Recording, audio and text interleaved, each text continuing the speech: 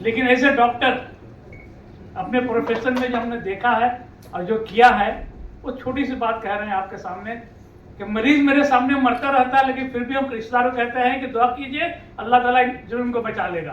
तो यही चीज अभी हम आपको कहना चाहेंगे कि फ्रस्ट्रेशन की बात हुई है, बहुत कुछ कहा गया है, लेकिन हम अल्लाह की जात से नाउम्मीद नहीं है। हमको लड़ना है, इस लड़ाई को लड़ना है। और गुज़श्ता सैटरडे को 21 तारीख को हमारी कॉन्फ्रेंस हुई थी दिल्ली के अंदर। उस कॉन्फ्रेंस के अंदर प्रेजेंट एंड पास्ट एमपी मौजूद थे, मुसलमान एमपी, और बहुत सारे दानिशवर मौजूद। वक्फ अमेंडमेंट बिल के खिलाफ मुस्लिम मजलिस मसौरत मगरबी बंगाल ने एक डिस्कशन का प्रोग्राम का इनेकाद आलिया यूनिवर्सिटी में किया, जिसकी सदारत मगरबी बंगाल मुस्लिम मजलिस मसौरत के सदर डॉक्टर एमिन हक ने की। इस मौका पर इजहार ख्याल करते हुए वक्फ बोर्ड मगरबी बंगाल के नए चेयरमैन जस्टिस सैदुल्ला मुंशी ने कहा कि अगर मस्जिद, मदरसा, खानका, कब्रस्तान, मज़ार वगैरह की ज़मीनें वक्फ बोर्ड के अंदर पड़ता है और वो अब तक वक्फ बोर्ड में रजिस्टर नहीं हुआ है, तो उसे जल्द से जल्द वक्फ बोर्ड के अंदर रजिस्टर करा लिया जाए ताकि आने वाली परेशानियों से बचा जा सके। उन्होंने कहा कि वक्फ शरीयत मोहम्मदी का एक हिस्सा है और उसे अंग्रेजों ने भी तस्लीम किया था और यही बात 1995 के एक्ट में भी लिखा हुआ है। सिक्किम यूनिवर्सिटी के लॉ को प्रोफेसर इम्तियाज़ गुलाम मोहम्मद ने कहा कि अगर जेपीसी में ये बिल पास हो जा रहा है, यानी जेपीसी में ये बिल से एक बन जा रहा है, तो समझिए कि वक्फ का नामो निशान भी ख़त्म हो जाएगा और गैर मुस्लिम हजरात भी वक्फ के ज़मीन को इस्तेमाल कर सकते हैं। उन्होंने कहा कि वक्फ नए जेपीसी में अगर ये बिल पास हो जा रहा है और एक बन जा रहा है तो डीएम ही मालिक होगा और हमें डीएम के हर हुक्म को मानना पड़ेगा। मगरबी बंगाल वक्फ बोर्ड के सीईओ एहसान अली ने कहा कि मरकजी हुकूमत के अरकान सीईओ को परेशान कर रहे हैं। उन्होंने कहा कि हिंदुस्तान में जितने भी वक्फ बोर्ड हैं उनके सीईओ को बुलाकर एक मीटिंग किया जाए। उन्होंने इस मामले में जमायत इस्लामी, मुस्लिम personal law board, Jamiat Ulama समेत दीगर मुस्लिम तंजीमों की तारीफ़ की कि जिनकी कोशिशों से आवाम में बेदारी आई है और तकरीबन 6 करोड़ से ज़ायद ईमेल जेपीसी के पास भेजा गया है। इस मौका पर मुस्लिम मजलिस मसौरत मगरबी बंगाल के सदर डॉक्टर एमिन हक ने जज्बा अंदाज में और जोश जैसे हुए कहा कि हमें घबराने की ज़रूरत नहीं है, हिम्मत से काम नहीं ज़रूरत है, इंशाअल्लाह अल्लाह हमारी मदद करेगा और यकीन मानिए कि जेपीसी में ये बिल पास नहीं होगी। इस मौका पर मुस्लिम मजलिस मसौरत के जनरल सेक्रेटरी मंजर जमीर, कारगुजार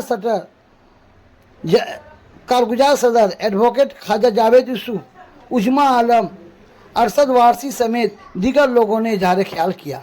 मैं साजिद परवेज, टाइम्स 18 कोलकाता। अहमद हसन वारसी साहब, he is a senior executive WBCS officer, तो मैं उनको भी बुलाना चाहूँगी चंद मिनट के लिए कि वो अपना कुछ व्यूज़ इस बिल पर दें। उसके बाद हम लोग एक इंट्रोडक्शन सेशन हम लोगों ने सोचा था लेकिन वक्त नहीं है। बहरहाल अगर कुछ क्वेश्चंस होंगे तो हम लोग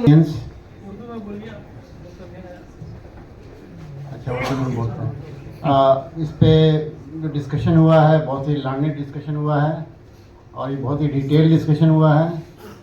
और अब हमें जो है जो करना है, असल में एक चीज़ साफ है कि हम जितना भी इस पर बोले हैं ना, एक simple reading of the act makes it clear कि this is an act by the encroachers, of the encroachers and for the encroachers.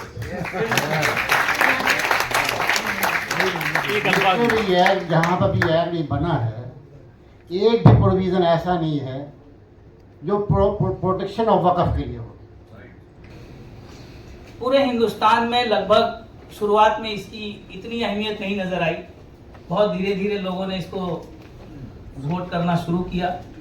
लेकिन इन अदारों ने जिस तरीके से पूरे हिंदुस्तान में अपनी मुहिम चलाई और वो कलकत्ते भी आए, यहाँ भी एक प्रोग्राम हुआ। जहाँ तक बंगाल की तरफ से वोट का सवाल था, हम लोग 10वें से भी नीचे थे। लगभग मैं दिख ही नहीं पा रहा था कि भाई वेस्ट बंगाल कहाँ है। तो ये अवेयरनेस की कमी थी हमें, लेकिन मैं फिर से उन लोगों को मुबारकबाद दूंगा जो उन्होंने काफ़ी मेहनत की इसमें, और ये करीब 7-8 नंबर पर हम लोग आए और लगभग 6 करोड़ मेल जेपीसी के पास पहुंचा। कहने के लिए यहाँ 2-4 घंटे बहस की जा सकती है। मैं चंद बातें कहूँगा। और चूंकि मैं आया था यहाँ, हमारे एडवोकेट साहब आए हुए हैं, जनाब इम्तियाज गुलाम अहमद साहब, मैं उनको सुनने के लिए आया था ताकि मेरी भी कुछ अवेयरनेस बढ़ जाए। इस बिल में कुछ बातें ऐसी हैं कि इसको समझने के लिए बहुत ही जो लीगल एक्सपर्ट टाइप के लोग होते हैं, जो लोग लॉ को समझते हैं और बहुत गहराई से अगर पढ़ेंगे, एक बार पढ़ेंगे नहीं, 2 बार, 4 बार, 10 बार जब पढ़ेंगे तब पता चलेगा भाई इसमें किया क्या जा रहा है। माने बड़ी आसानी के साथ, बड़ी बारीकी के साथ हम लोगों को जबर किया जा रहा है, बस ये हम कह सकते हैं। कुछ लोग बीच में व्हाट्सएप ग्रुप में तरह तरह की बातें करते हैं, तो हमें क्या लेना देना वक्फ से। तो मैंने एक छोटा सा SMS व्हाट्सएप देखा था, किसी ने कहा था कि भाई अगर नहीं लेना देना है तो कम से कम 2 गज जमीन अपने लिए वक्फ करके जाएं, ताकि मरने के बाद आपको अपनी जगह में दफन किया जा सके। हमारे बुजुर्गों ने, हमारे आबा वाजदाद ने जो वक्फ की है वो हम लोगों के लिए की है, मरने के बाद कम से कम हमारे लिए वो जगह छोड़ के गए हैं। दूसरी बात, सर ने काफ़ी बातें कह दी हैं, इस बीच में सब कुछ कह दिया है।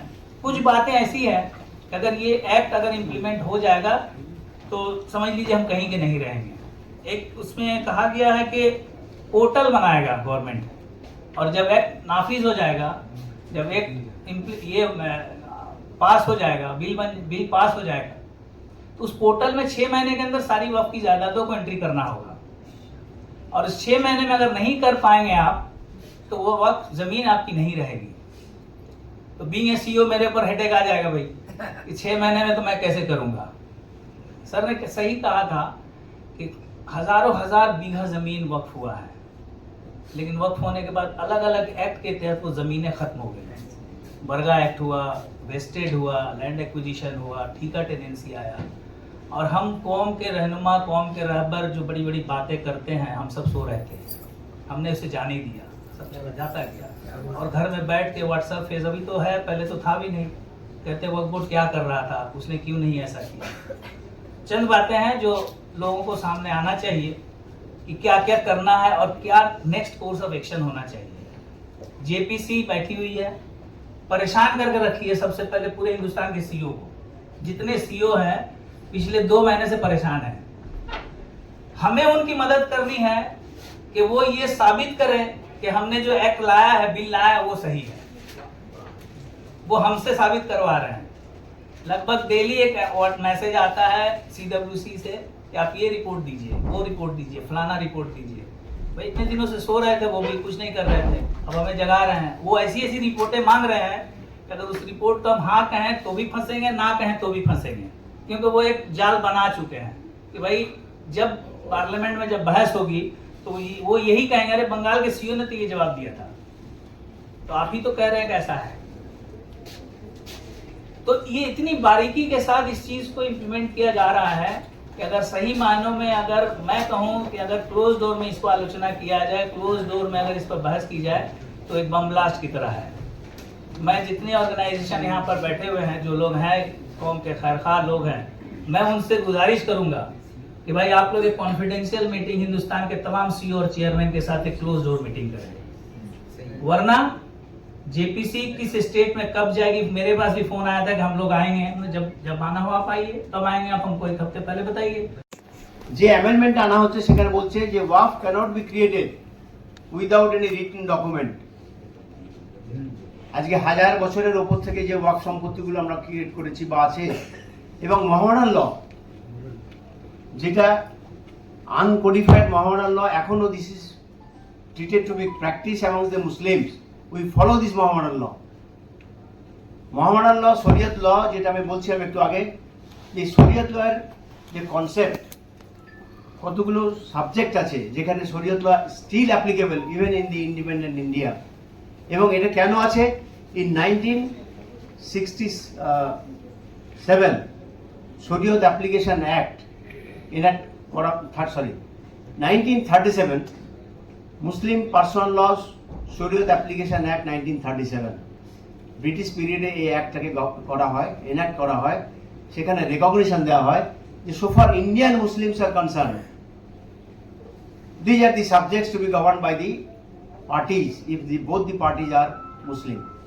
এবং সেখানে একটা ডিক্লারেশনও দেওয়ার কথা আছে। যদি আমি ডিক্লারেশন দিই আমি মুসলিম এবং প্লেন্টিভ ডিপেন্ডেন্ট যারাই হোক তারা যদি ডিক্লারেশন দেয় তাহলে they will be govern by this law. যেমন ম্যারেজ কতগুলো এক্সেপশন আছে। এগ্রিকালচারাল প্রপার্টির ক্ষেত্রে শরীয়ত ল অ্যাপ্লিকেবল হবে না, ক্রিমিনাল লয়ের ক্ষেত্রে অ্যাপ্লিকেবল হবে না, বিকজ ক্রাইম হচ্ছে is an offence against the state. সুতরাং সেখানে যদি কোনো ক্রাইম হয় তাহলে it is the duty of the state to come forward to protect the citizen. এবং সেখানে কেউ কমপ্লেন করলো কি করলো না ডাজন্ট ম্যাটার, এটা স্টেটের ডিউটি, সেই জন্য পুলিশ কেস হয়। যদি কগনিজেবল অফেন্স হয় তখন পুলিশ এগিয়ে এসে এফআইআর করে বা কমপ্লেন করে বা কেস করে, তখন জিআর কেস হয়ে পাঠিয়ে দিল। কিন্তু সিভিল লয়ের ক্ষেত্রে যে এক্সেপশনটা করা হলো 1937 অ্যাক্টে, তার মধ্যে একটা ব্রাঞ্চ হচ্ছে ওয়াকফ। সেই ওয়াকফটা is to be govern by শরীয়ত ল। এবার শরীয়ত লটা কীভাবে প্রোটেক্ট করবে সেই এক্সেপশনগুলো রেখেই কিন্তু এইগুলো 1934 অ্যাক্ট বলুন, ইউপি অ্যাক্ট বলুন, বিহার অ্যাক্ট বলুন, তামিলনাড়ু অ্যাক্ট বলুন, সেই অ্যাক্টগুলো কিন্তু ইনঅ্যাক্টমেন্ট হয়েছে, কিন্তু শরীয়ত লকে বাঁচিয়ে রেখেই হয়েছে। সুতরাং শরীয়ত law is still in force, that law has not been repealed, 1937 act has not yet been repealed. সুতরাং তাই যদি হয়ে থাকে তাহলে ওয়াকফ অ্যাক্টটাও, ওয়াকফের যে কনসেপ্ট সেটাকে কেন চেঞ্জ করা হচ্ছে? তাহলে আমাদের শরীয়ত লয় কি বলছে, আমি একটু ব্যাকগ্রাউন্ডে যাচ্ছি। ওয়াকফটা কি? দুটোভাবে ওয়াকফ হতে পারে। এক হচ্ছে বাই ডিক্লারেশন, এই ডিক্লারেশনটা ওয়াকফ ডিক্লারেশন বাই ওরাল ডিক্লারেশন হতে পারে, এই ডিক্লারেশনটা ইন রাইটিংও হতে পারে।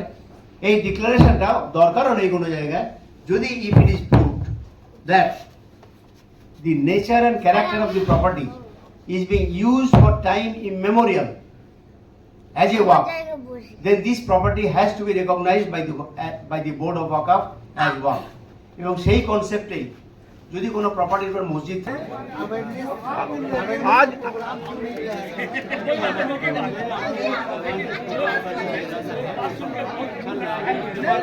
लटकना नहीं रहता है।